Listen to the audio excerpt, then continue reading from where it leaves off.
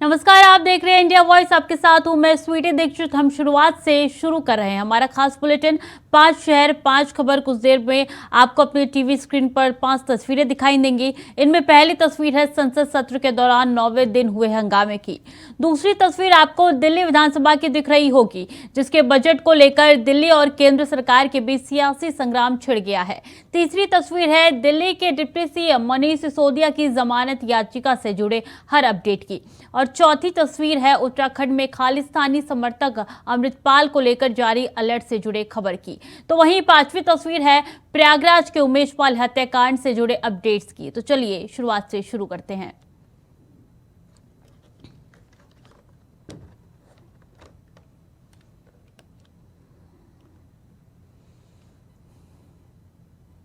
कांग्रेस नेता राहुल गांधी की लोकतंत्र पर की गई टिप्पणियों और अदानी समूह के मुद्दे को लेकर मंगलवार को भी लोकसभा और राज्यसभा की कार्रवाई बाधित हुई। दोनों सदनों में नारेबाजी के बीच सदन की कार्रवाई को 23 मार्च तक के लिए स्थगित कर दी गई है। लोकसभा से सुबह सदन की बैठक की शुरुआत के साथ कांग्रेस, डीएमके, एनसीपी और अन्य सदस्य सदन के बीच आ गए और उन्होंने अदानी समूह के मामले में संयुक्त सदस्यीय समिति की जांच कराने की मांग शुरू कर दी है। लोकसभा अध्यक्ष ओम बिरला ने विरोध कर रहे सदस्यों से अपनी सीटों पर लौट जाने की अपील की और कहा कि वो सदन में व्यवस्था बनाए रखे। हंगामे के बीच सदन को पहले दोपहर 2 बजे तक के लिए स्थगित किया गया, उसके बाद 23 मार्च तक के लिए स्थगित कर दिया गया।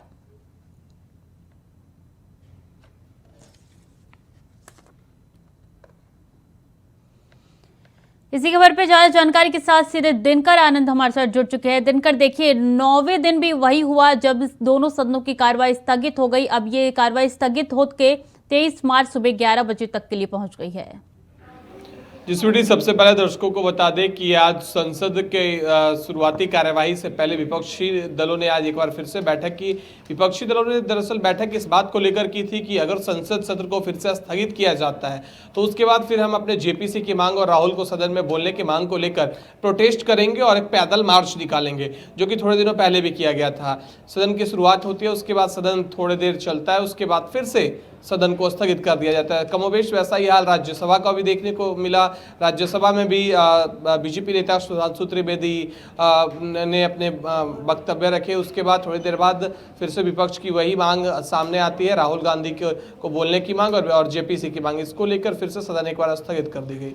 जी, अगर बात की जाए विपक्ष की, तो विपक्ष लगातार अदानी का मुद्दा जो है संसद में उठा रहा है। लेकिन देखिए इस बीच दोपहर 1 बजे सर्वदलीय बैठक भी ओम बिरला की तरफ से बुलाई गई थी, स्पीकर की तरफ से बुलाई गई थी। उसका क्या निष्कर्ष निकला? जिस बेटी स्पीकर ओम बिरला ने लोकसभा अध्यक्ष ने बुलाया बैठक, उसके बाद सभी दलों के नेता उस बैठक में पहुंचे। लेकिन उसके बाद हमें एक तस्वीर देखने को मिली जो भारतीय राजनीति में आज से पहले कभी देखने को नहीं मिली थी। दरअसल सभी सांसद पार्लियामेंट के बालकनी में आए और पहली बार पार्लियामेंट में कोई फ्लैक्स देखा जिस पर लिखा था वी वांट जेपीसी, यानी जेपीसी की मांगों को लेकर आज भी प्रदर्शन कमोबेश जारी रहा। लेकिन ये प्रदर्शन का तौर तरीका आज से पहले भारतीय राजनीति में देखने को कभी नहीं आया था, जिसको लेकर हम ऐसा सोच सकते हैं या फिर मान सकते हैं कि जो सर्वदलीय बैठक हुई वो कहीं ना कहीं उसमें कोई फैसला नहीं आ सका, नहीं तो फिर ये प्रदर्शन सामने नहीं देखने को मिलता। वहीं दूसरी तरफ 2 बजे के बाद जैसे ही राज्यसभा की भी कार्यवाही हुई फिर से स्थगित हो गई और स्थगित की भी गई तो 23 मार्च के लिए, यानी कि 1 दिनों का बीच में गैप रखा गया। अब 1 दिनों को गैप को लेकर भी विपक्ष लगातार हमलावर है सत्ता पक्ष में। उनका कहना है कि लगातार संसद की कार्यवाही को स्थगित किया जा रहा है, हमारी माइक को बंद कर दिया जा रहा है, हमें म्यूट कर दिया जा रहा है। जी बिल्कुल, यही चला और 8वें दिन भी यही चला और आज 9वां दिन है। 9वें दिन भी यही कुछ हमें दोनों सदनों में देखने को मिला। बहुत बहुत धन्यवाद इनका तमाम जानकारियों के लिए। आगे बढ़ेंगे। दिल्ली में आम आदमी पार्टी और भारतीय जनता पार्टी अब राज्य में बजट न पेश होने के मामले में आमने सामने है। मुख्यमंत्री अरविंद केजरीवाल ने गृह मंत्रालय पर दिल्ली का बजट रोकने का आरोप लगाया है। इसके बाद भाजपा ने पलटवार करते हुए कहा कि आप सरकार नौटंकी कर रही है। हालांकि अब केंद्र ने बजट को मंजूरी दे दी है। बता दें कि मुख्यमंत्री अरविंद केजरीवाल ने मंगलवार को प्रधानमंत्री नरेंद्र मोदी को पत्र लिखकर बजट को स्वीकृति देने की अपील की। इसके कुछ घंटे बाद ही दिल्ली के बजट पर केंद्र की मुहर लग गई। सूत्रों के मुताबिक उपराज्यपाल विनय कुमार सक्सेना ने 9 मार्च को ही कुछ टिप्पणियों के साथ दिल्ली सरकार में एनुअल फाइनेंशियल स्टेटमेंट 2023-24 को मंजूरी देकर फाइनल मुख्यमंत्री को भेज दिया है। फिर दिल्ली सरकार ने बजट पर राष्ट्रपति की मंजूरी लेने के लिए केंद्रीय गृह मंत्रालय को एक पत्र भेजा। गृह मंत्रालय ने 17 मार्च को दिल्ली सरकार को अपनी राय दी, जिसमें कुछ आपत्तियां जाहिर की गई थी। इस मामले में बजट को तय वक्त पर राष्ट्रपति की मंजूरी नहीं मिल सकी। ज्यादा जानकारी के साथ राहुल शर्मा हमारे साथ जुड़ चुके हैं सीधे न्यूज रूम से। राहुल, देखिए, आखिरकार बजट को मंजूरी मिल चुकी है, तो अब आम आदमी पार्टी का क्या कुछ कहना है इसको लेकर? स्वीटी, कुछ देर पहले ही अरविंद केजरीवाल ने इस मामले को लेकर सदन के भीतर बयान दिया था। उन्होंने मामले में कुछ बातें केंद्र सरकार को और पीएम मोदी को कोट करके कहीं। उनका कहना था कि यदि आप हमारे साथ हम दिल्ली में लकीर खींचना चाहते हैं तो लकीर विकास की खींचें। उनका कहना था कि बार बार दिल्ली सरकार के कामों में रोड़ा अटकाने की बजाय अगर दिल्ली सरकार की तर्ज पर केंद्र सरकार भी कुछ विकास से जुड़े, जन सरोकार से जुड़े मामलों, विकास कार्यों को दिल्ली की जनता को करा कर दे, तो निश्चित तौर पर दिल्ली में 28 साल का जो सूखा है बीजेपी का सत्ता से, वो सूखा खत्म हो सकता है, बीजेपी की सत्ता में वापसी हो सकती है। अरविंद केजरीवाल ने ना सिर्फ इतना कहा बल्कि उन्होंने साफ तौर पर कहा कि जैसे हमने मोहल्ला क्लिनिक बनाए हैं, हमसे ज़्यादा मोहल्ला क्लिनिक बना कर दिखाए, जैसे हमने दिल्ली में स्कूल खुलवाए हैं, हमसे ज़्यादा केंद्र सरकार स्कूल खुलवा कर दिखाए। लेकिन जो दिल्ली के जनता के हित के काम हो रहे हैं, जो दिल्ली की जनता के विकास से जुड़े हुए मुद्दे हैं, उन पर दिल्ली सरकार को घेरने की कोशिश केंद्र सरकार की तरफ से ना की जाए, उन्हें रोकने की कोशिश केंद्र सरकार की तरफ से ना हो। हालांकि इससे पहले सियासी वार पलटवार का दौर केंद्र की मंजूरी मिलने से पहले चलता रहा था। संबित पात्रा ने जहां इसे एक ड्रामा करार दिया था, संबित पात्रा का इस मामले पर कहना था कि दिल्ली सरकार अगर चाहती तो 17 तारीख को जब एलजी का लेटर मिला था तो उनके सवालों के जवाब वो भेज सकते थे, लेकिन उस लेटर को 20 तारीख तक दबाए रखा गया और 20 तारीख की रात को वो लेटर उसका जवाब भेजा जाता है और फिर उम्मीद की जाती है कि किस तारीख को बजट पेश हो जाए। दूसरी तरफ इस मामले में राघव चड्ढा जो आम आदमी पार्टी के विधायक हैं, उनका आरोप था कि जानबूझकर केंद्र सरकार के इशारे पर एलजी और मुख्य सचिव ये सारा का सारा रोड़ा अटकाने का काम कर रहे हैं। इसके अलावा सौरभ भारद्वाज ने बाकायदा प्रेस कॉन्फ्रेंस करके इस मामले पर केंद्र सरकार, एलजी और दिल्ली के मुख्य सचिव को घेरने की कोशिश की थी। तो देर ही सही, लेकिन आखिरकार के इनकी मंजूरी मिल गई है और कल सदन के बीच दिल्ली सरकार का बजट पेश होगा और उसके बाद देखना होगा कि दिल्ली सरकार दिल्ली वालों को बजट में क्या क्या नए तोहफे देती है। जी बिल्कुल, कल सुबह 11 बजे का वो वक्त है जब ये बजट पेश होना है। लेकिन राहुल, मैं आपसे समझना चाहूंगी कि आखिर बजट रोका क्यों गया था, किन कारणों की वजह से बजट पर रोक लगाई गई थी, क्या थी वजह?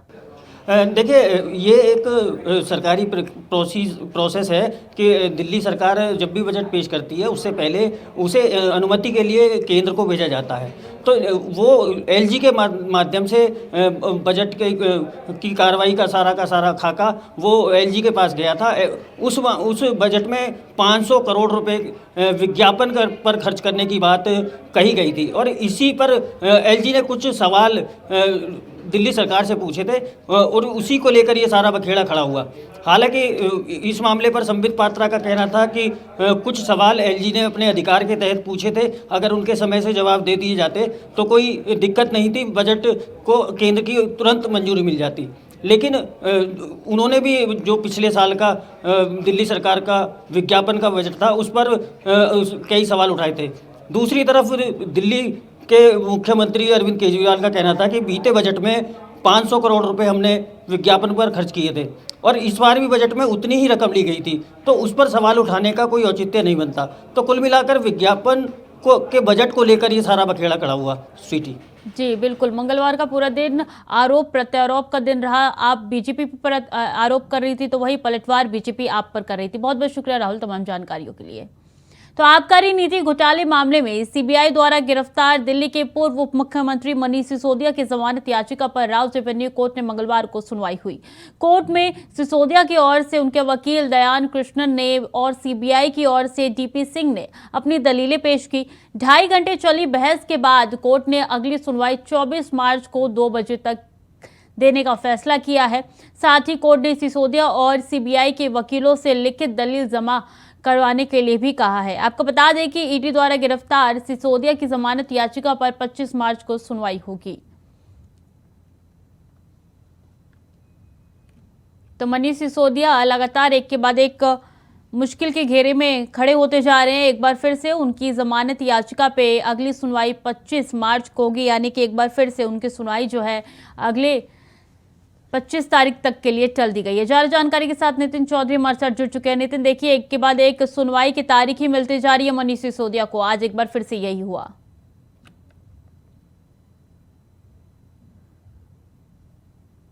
तक जो है सीबीआई उनसे पूछताछ कर रही थी, लेकिन उसके बाद जब ईडी ने उनसे पूछताछ किया, ईडी के बाद अब उनको जो है जो आज तारीख की जो सुनवाई थी, उनकी जो डेट दी गई थी उसे बढ़ा दिया गया, 25 तारीख दे दिया गया। लेकिन कोर्ट के द्वारा कहा गया, जब राउज एवेन्यू कोर्ट में उनकी पेशी कराई जा रही थी तो पेशी में उनने जो है कोर्ट ने वकीलों ने जो है दलील दी थी, मनीष सिसोदिया के वकील ने दलील दी कि आखिरकार जिस तरीके से ईडी उनसे जो है आधे घंटे ही पूछताछ कर रही है, 12 घंटे में आधे घंटे उनसे पूछताछ करते हैं, लेकिन जो अगली तारीख दी है वो 25 मार्च दे दी गई है, क्योंकि अभी भी मनीष सिसोदिया की मुश्किलें कम न होने का नाम नहीं ले रही है। कहा जाता है कि जिस तरीके से मनीष सिसोदिया को जो है पूरी तरीके से ईडी और सीबीआई ने उनसे पूछताछ के लिए बात यहाँ बुलाया गया था, तो सीबीआई के सवालों का जवाब नहीं दे रहे मनीष सिसोदिया। उसी के बाद में ईडी ने भी उन पर जो है शिकंजा अपना कस दिया था। लेकिन कोर्ट में जब आज उनकी पेशी कराई गई तो जो 22 तारीख दे रखी थी ईडी की तरफ से कि ईडी जो है 22 तारीख में आज पेश करेगी, तो उसको देखते हुए मनीष सिसोदिया की जो जमानत याचिका उसे 25 मार्च में सुनवाई की जाएगी। जी, अगर बात की जाए तो मनीष सिसोदिया की वकील की तरफ से क्या कुछ दलीलें रखी गई थी?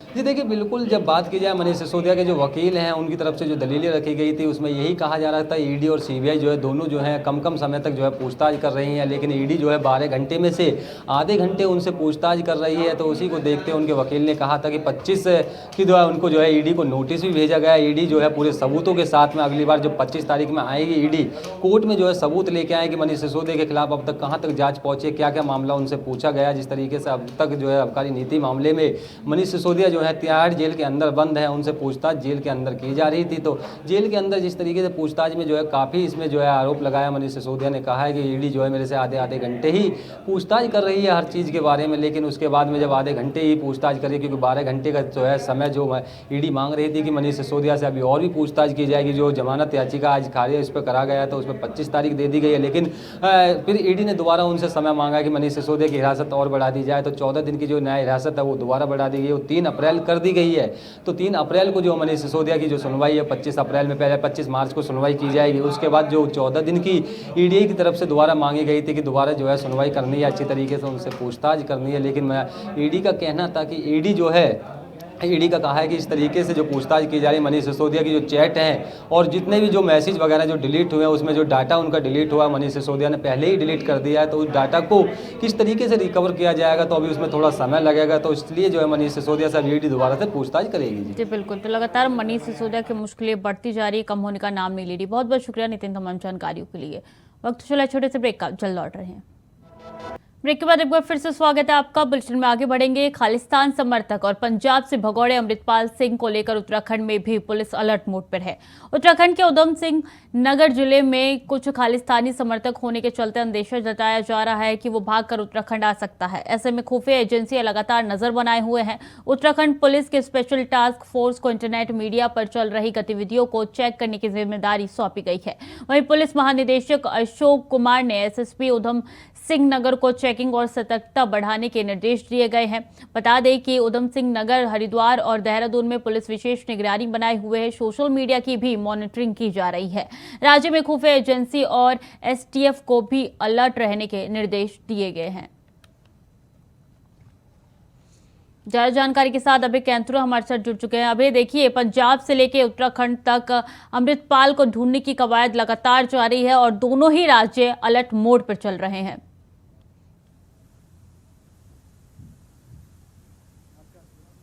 हरिद्वार जनपद और उधम सिंह नगर जनपद, तीनों जनपदों को अलर्ट मोड पर यहाँ पर रखा गया है, क्योंकि जिस प्रकार से अमृतपाल के भागे जाने की संभावनाएं जताई जा रही है, जेल से फरार होने के बाद कहीं पर भी जा सकते हैं, तो उसमें सबसे बड़ा जो उनका संभावित ठिकाना है वो यही है कि उत्तराखंड सहित जितने राज्य हैं जहाँ पर पंजाब के ज्यादातर सिख समर्थक लोग यहाँ पर रहते हैं और दूर क्षेत्रों में ये लोग यहाँ पर रहते हैं, तो ऐसे में उनके छिपे रहने की संभावनाएं यहाँ पर ज्यादा हो सकती है। तो उसके लिहाज से पुलिस ने अपना अलर्ट मोड यहाँ पर जारी कर दिया है। खुफिया तंत्र को खासतौर पर विशेष तौर पर अलर्ट रहने के लिए यहाँ पर कहा गया है। सोशल मीडिया की भी लगातार निगरानी यहाँ पर हो रही है, क्योंकि जिस प्रकार से पिछले दिनों उधम सिंह नगर जनपद में ये कहा जा सकता है कि एक समर्थक ने इस खालिस्तान के नारों के साथ अपनी पोस्ट यहाँ पर की थी और अमृतपाल का समर्थन उन्होंने यहाँ पर किया था, उसके खिलाफ यहाँ पर मुकदमा दर्ज कर लिया गया।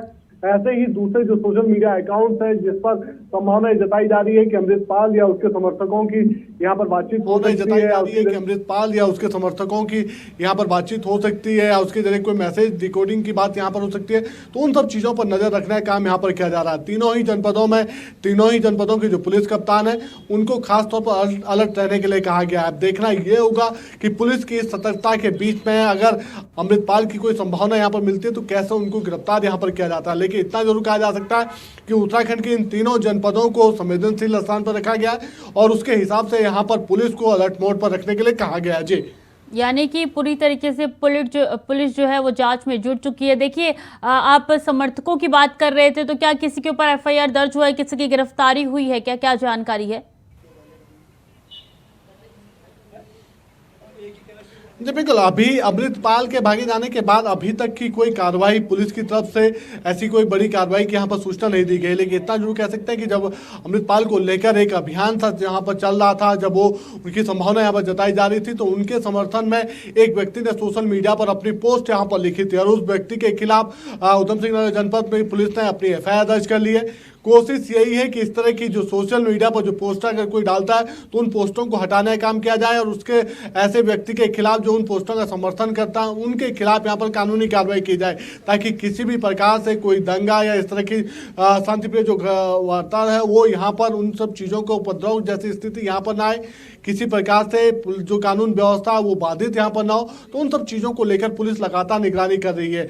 ये कहा जा सकता है कि जितना आपका लोकल इंटेलिजेंस जो है उसको यहाँ पर खासतौर पर सतर्क रहने के लिए कहा गया है और जहाँ पर भी संभावनाएं ऐसी जताई जा सकती है या ऐसे स्थान जो चिन्हित किए गए पुलिस के संभावित जो स्थान है जहाँ पर अमृतपाल या उनके समर्थकों की छिपे होने की आशंका होती है, उन सभी चीज़ों पर कड़ी निगरानी रखने के लिए कहा गया है। इसके अलावा सभी ऐसे लोगों की पुलिस विभाग की तरफ से सूची यहाँ पर जारी की जा रही है या उनकी जांच यहाँ पर की जा रही है जो इस तरीके के समर्थन या इस तरह के लोगों को अपना आशियाने में ठिकाना देने का काम वहाँ पर करते हैं। तो लगातार ये कह सकते हैं कि उत्तराखंड पुलिस अलर्ट मोड पर है और पुलिस के जो आला अधिकारी हैं इन सब चीज़ों की उच्च स्तरीय मॉनिटरिंग भी यहाँ पर कर रहे हैं कि कहीं पर भी अगर कोई संदिग्ध गतिविधि पाई जाती है या कोई ऐसा व्यक्ति यहाँ पर होता है तो उसके खिलाफ त्वरित रूप से कड़ी कार्रवाई की जाए। जी, बहुत बहुत धन्यवाद आपका तमाम जानकारियों के लिए।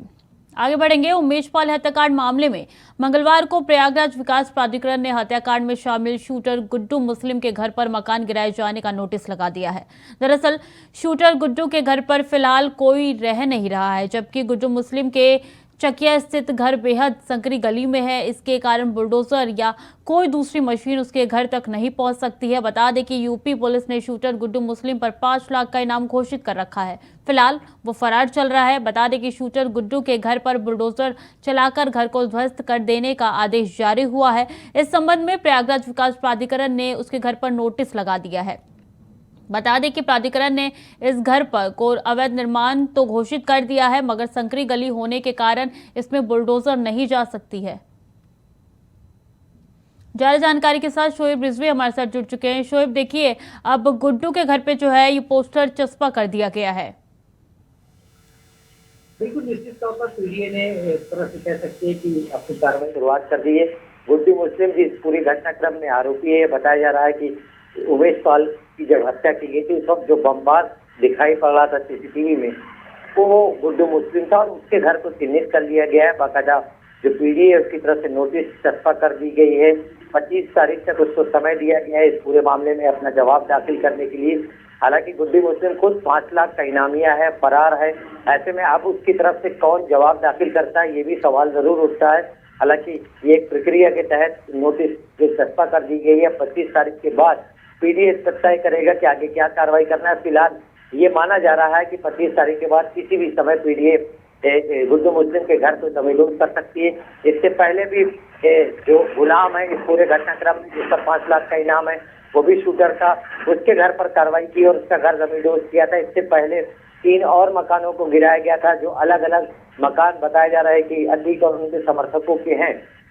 इस तरह से पीडीए ने अपनी कार्रवाई करके अब तक 5 के आसपास जो है मकानों को जमींदोज किया है। साथ ही साथ अगर पुलिस और एसटीएफ की बात करें तो अब तक की जो कार्रवाई है इसमें 25 दिन बीत जाने के बाद सीधे तौर पर इस घटना से जुड़े लोगों तक अभी वो पहुंच नहीं पाई है। लेकिन इस बीच में 2 इनकाउंटर जरूर किए हैं। उसमें विनोद चौधरी जिसका नाम उस्मान भी था उसका इनकाउंटर हुआ, उसके अलावा अरबाज का इनकाउंटर हुआ। लेकिन सवाल ये जरूर उठ रहा है कि 25 दिन बीत जाने के बाद भी जो 5 शूटर जिन पर 5 लाख रुपए के इनाम घोषित है उन तक क्यों नहीं पहुंच पाई है एसटीएफ या पुलिस, या साथ ही साथ जो शाइस्ता परवीन अतीक अहमद की पत्नी जिन पर 25,000 रुपए का इनाम है उन तक क्यों पुलिस नहीं पहुंच पाई। जी बिल्कुल, सवाल कई उठ रहे हैं, लेकिन देखिए पीडीए की भी लगातार कार्रवाई हो रही है, बुलडोजर लगातार प्रयागराज में गरज रहा है। अगर बात कर लीजिए शाइस्ता परवीन के, तो उनका पोस्टर जारी होने वाला था स्केच बना के, क्या वो पोस्टर जारी हो चुका है? क्या अपडेट है इस खबर को लेकर? देखिए अभी फिलहाल बहुत सी चीजें ऐसी है जिस पर सीधे तौर पर ना ही कोई पुलिस का आला अधिकारी या प्रशासनिक अमला सीधे तौर पर कोई बात नहीं रख रहा है। ऐसा बताया जा रहा है कि जल्दी शाइस्ता परवीन का स्केच जारी हो सकता है, साथ ही साथ उनकी जो इनाम की राशि है वो बढ़ाई जा सकती है। लेकिन इस पर ऑफिशियल अभी तक किसी तरह की कोई जानकारी नहीं दी गई है। उम्मीद की जा रही है कि इस पर जल्दी कोई कार्रवाई होगी। लेकिन फिलहाल ये जरूर है कि पुलिस और एसटीएफ के लिए चुनौती इसलिए भी है कि 25 दिन बीतने के बाद भी अभी भी उनके हाथ खाली हैं और ऐसे में उन पर कहीं ना कहीं दबाव भी है, क्योंकि उत्तर प्रदेश सरकार ने जिस तरह से इस पूरे घटना के बाद सख्त संदेश दिए थे उसको देखते हुए अब उन पर दबाव है कि जल्द से जल्द इस मामले में न सिर्फ पूरा खुलासा किया जाए बल्कि जो लोग इसमें आरोपी हैं वो उन्हें गिरफ्तार कर सके। जी बिल्कुल, लगातार प्रयागराज पुलिस प्रशासन की तरफ से कार्रवाई की जा रही है और सभी आरोपियों को ढूंढने की कोशिश लगातार जारी है। बहुत बहुत धन्यवाद शोएब तमाम जानकारियों के लिए। तो फिलहाल के लिए बुलेटिन में इतना ही, बाकी की जानकारी के लिए बने रहिए इंडिया वॉइस के साथ।